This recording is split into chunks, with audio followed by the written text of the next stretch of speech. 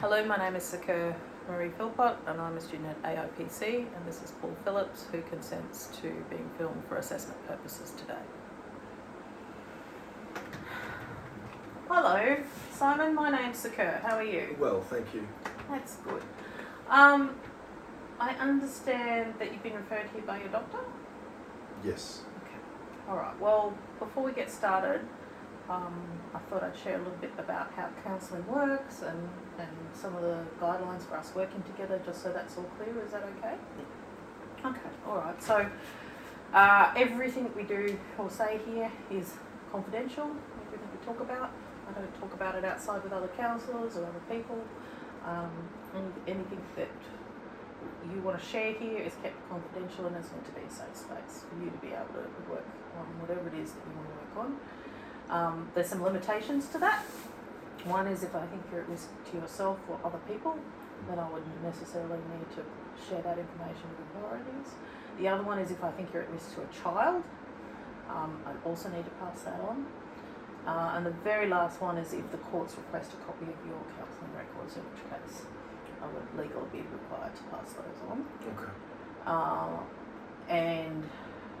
But if in any case, I would try and let you know, aim to try and let you know that that's what was happening as far as possible. So this is the first time I've been to a counsellor. So I'll get your phone number so that I can message you when I need you, or call if I need help. So do you have that with, you're at uni, yeah? Yes. Yes. Are you allowed to do that, or do you do that with your lecturers at all? Tutors, yes, but lecturers, no. No. So our relationship is more of a professional one, whereby you come and see me and we do some work together, and you might go away and work on some stuff by yourself and then come back and report. But insofar as access to me 24 hours or on a constant basis, that's not kind of how counselling works. What we do is, if you're outside of counselling, you can, if you feel overwhelmed or in urgent need of help, you can either call Lifeline on 13 11 14, or you can call 000. Yep. We also have a little card out the front of other services that are available outside of normal working hours, and you can contact them if you're feeling really overwhelmed and you need some help. And of course, when you come back in to see me again, we can always talk about what happened in between time. Okay. So is that fair enough? Yeah, I suppose, yeah. Yeah. So other things, the session today will be about 15. Normally session's about 50 minutes. It'll be a bit shorter today, as it's an introductory session. We like 24 hours notice if you are going to make it to an appointment, so other people can get that appointment, or we can fill up our book. So you can either call, send an email, leave a message on the answering machine. Of course, look, sometimes things happen beyond everybody's control and you just miss it, and we are very understanding. However, if you do not let us know, you may be charged the full amount for your session. Is that okay? Yeah, I'll come. I won't miss a session. All right, lovely. Yeah. So that sort of brings us to notes. I usually keep a few notes to just remind me about what we've talked about, what we're working on, so I can refer back to them in our sessions. Is that okay as well? Yeah. Okay, so if you're all right with all of those conditions, I'll just get you to sign a consent form. Thank you very much. And then when you're ready, in your own words, you might want to start to tell me what brought you here today. So, I went to the doctor so that the doctor could fix me. I just get really nervous and anxious around people, and I thought that I'd be able to get medication or a pill to help, but the doctor suggested that I make an appointment and come and talk to someone about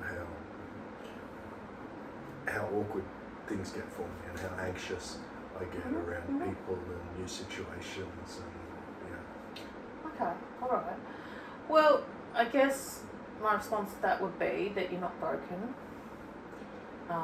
and that even though being anxious is uncomfortable, that the fact that you've gone to your doctor for help and then you've been referred to me and you've come in says that you're now ready to work through the anxiety and for it not to be an issue anymore and not to impact on your life. So is there anything in particular that brought you to this point? Is there a specific thing that you wanted to try and address today? You know, I just want to be the person who's comfortable in situations, you know, comfortable with new people, or comfortable with people he's just met. And there's a girl in my chem tutorial, Nina, who I'd really like to ask out. We get on really well, laugh and giggle and do good work together when it's time for good work, and I'd really like to ask her out before someone else does. Okay, alright. And so, have you ever thought about just asking her out? Yeah, of course I have. I've thought about nothing else for probably 2 weeks, Okay. but can't do it. So what stopped you? What was the driving force that was stopping you asking her out? What if she says no? And what if she laughs at me? And what if everyone else finds out that, you know, Simon asked out Nina and Nina said no? Okay, well those are all, very real and reasonable things to think about when you're considering asking somebody out. If we look at the laughing one, like that, has that ever happened to you before? Have you ever asked anybody out and they've laughed at you? I've never really asked anyone out before. So you kind of don't really know if that fear is based in fact or just a fear. It's pretty factual for me. I understand, and it must be very uncomfortable for you to feel that fear, but if we looked at just that one, very rarely do people laugh at people if they ask you out. Yeah. How often have you actually seen that happen yourself? Apart from TV and shows like that, and not in real life, no. No, exactly. Yeah. So, with Nina, when you think about asking her out, you've said you're afraid she's going to laugh at you, afraid she'll say no, and what was the other one?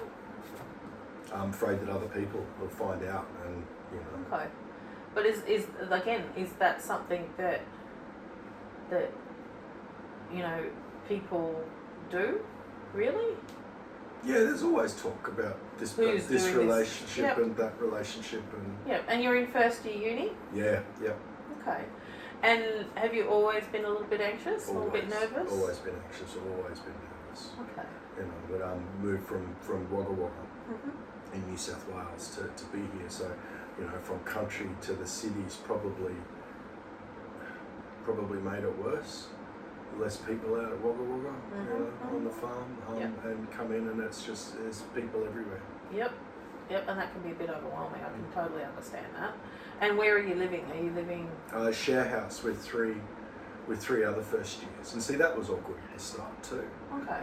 Kept to my room, kept to myself, couldn't go out, couldn't talk to them. It took ages for me to feel comfortable there. Okay. All right, but you are now. You've made that change. It's okay now. We're great mates now. Okay. But it took ages. Okay. Well, sometimes they do. Sometimes relationships do take time, and for you to build the confidence as well. And it sounds to me like you've been able to do that in a group house situation, which isn't always easy because you've got new people, different types of personalities. You've all got to learn to live together. You all come from different families. You have different levels of cleanliness, different styles of cooking. So it's quite a process for people to integrate and learn how to live with each other in itself. So that's a big achievement for you overall to have been able to do that, which kind of says to me that you're actually probably quite able to go and ask Nina out. You've just got to be able to feel comfortable to do it if that's what you want to do. Yeah. So what else happens when you get anxious? Palms get sweaty, heart races sometimes, palpitations. Yep. Yeah. And are you able to manage that? Are you able to feel calmer? Like, do you do anything to feel calmer, or do you just wait until it passes? Wait until it passes. And it's not not debilitating. Okay. All right. So maybe one thing you could do if you're sitting in lectures and you're starting to feel that way is just to sit there and breathe. So Usually they say 3 to 5 breaths, but it's literally. Can you do that with me now?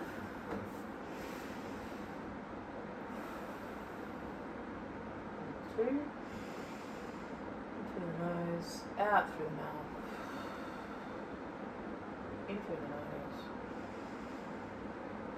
out through the mouth. And how do you feel after that? Pretty good, actually. So just, and look, that is an old one that often gets send-ups on YouTube about breathing, and also go, oh, they just tell you to breathe. But the body loves oxygen and the brain loves oxygen, and just regulating your breathing can bring you right back down to centre. It's also something you can do that nobody has to notice. So you don't have to feel like somebody's looking at you because you're doing something weird. You're just literally breathing calmly. You know, there's another technique, which is if you're really, really starting to feel anxious, is to notice your surroundings, but basically push your feet very hard into the ground where you're sitting, and just push for 3-4 seconds, count it out, and then let it go, and then do it again, and let it go. How hard do you push? You push is like you're trying to push your feet through the floor. But not yourself off the floor. Not yourself off the floor. And just by tensing and relaxing those sitting and floor muscles, just brings your nervous system down a little bit. And if you use those in combination, they're just two really subtle techniques that you can use to calm yourself down. And I'd suggest to you that, you know, if you're nervous about asking Nina out and you've decided to ask her out, that you could do one of those techniques before you get up out of your chair and walk over to her in the lecture room after lectures, and ask her out. So when you think about asking her out, what are you asking her to? I hadn't thought about that. Maybe a dinner and a movie? Okay. Is that likely? Like, how practical is that? It'd probably be a hot dog and a movie on a cheap Tuesday, but yeah, Okay, all right. I hadn't thought about asking her to what, just asking. Yes, well, usually it helps us to feel a bit more confident if we have a plan. You know, if you go up to her and you say, oh, would you like to go out sometime, but you don't have a suggestion that follows, there's a pause and then you've got to think. So sometimes having a bit of a plan around this is a better idea than having no plan or just getting through that first step. So dinner and a movie, hot dog and coffee. Coffee's a great idea. Coffee, there's cheaper. It's cheaper and not so much pressure. Also, you know, university students, they always go for coffee. You know, so you could plan to ask her out. But I don't want to be friend zoned. Do you know what I mean by that? I don't want to be put in a... Well, you can't, I don't think you can control that. I think the first step is asking her out. You can't control the friend zone part of it. That is a later step. You know, the first step in getting to know her and getting to know her on a romantic level, which is what I think you're trying to say, is asking her out and going out and getting to know her outside of your Ken Labs. Does that make sense? Yeah. Yes. So you got a bit of a vision now of how you could ask her out? Yeah. And how does that feel in terms of overall? Terrifying, really. Okay. Alright, that's fair. And why does it feel so scary? What are the things that come up when you imagine it? Probably the biggest one is you know, is her saying no, and me never asking another girl out again, ever. Okay, well, first of all, if she does say no, have you lost anything? How is it different to right now? Yeah, she'd probably stay my lab partner because she has to for the semester anyway. She's stuck with me, but then that could be awkward. Well, maybe not, but only if you haven't asked her out. So basically, if you don't, it's awkward now, isn't it? Because I want to ask her out and I haven't. yeah, and if you haven't asked her out and you don't know, then nothing changes. You get to the end of your course, maybe you have different courses the following term, and Someone else gets there. well, somebody else gets there, or she moves on.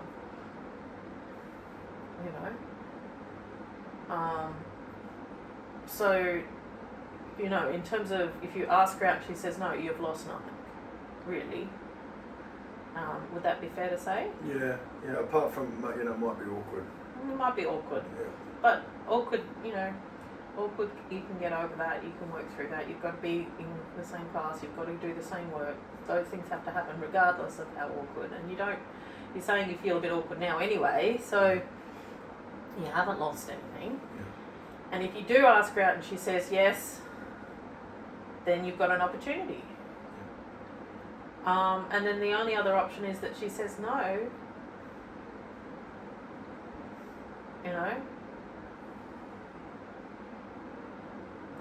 She could also, what's another one? She could also say maybe another time. Yeah. Which, That's as good as a no anyway. Well, not necessarily. People are busy. She might have something directly after class. If she says, oh, not today, but I can do tomorrow, are you going to say no? No, I'm not going to say Exactly. Yeah. So I won't sleep for 24 hours, yeah. Okay. Right. All right. So what we've talked about is literally, some of the issues to do with your anxiety, some of your fears around asking Nina out. So if I ask you now how confident you would be about actually going and asking Nina out, what would you say? On a scale of 1 to 10. 1 to 10, I'd be an 8. Okay. All right. But I'd probably be a 3 by the time I walked out the door. All right, and look, that's pretty okay because at the moment you're in a safe space.